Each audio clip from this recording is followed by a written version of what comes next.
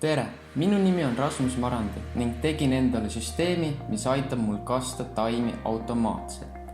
Mõte tuli sellest, et unustasin sageli taimede kastmise ära ning seetõttu paljud neist ka kuivasid ära.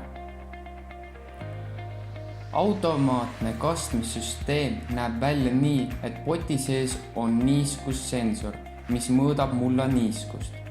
Kui mulla niiskus langeb alla soovitud taseme, käivitab see omakorda pumba, mis pumpab vett potti. Peale pumpamist ootab süsteem 2 tundi, et hakata uuesti mulla niiskust mõõtma. Selle aja jooksul on vesi juba mulda ära imbunud ja mõõtmistulemused õiged. Riistvara ehitasin üles nii, et lisasin seinaadaptri, et ei peaks patareisi vahetama. Lisasin ka Bluetoothi mooduli, et saaksin seda üle telefoni juhtida. Süsteemi ehitasin üles Arduino Nano peal.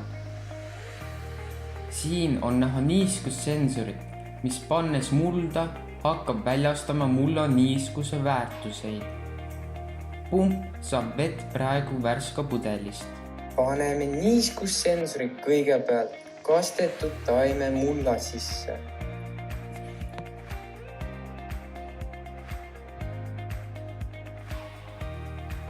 Nüüd paneme niiskussensorid kastmata taime potti.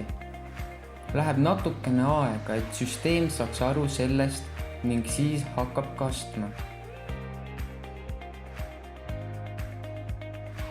Kastmine toimub mõni sekund ning pärast seda oodatakse enne kui hakatakse uuesti mõõtma.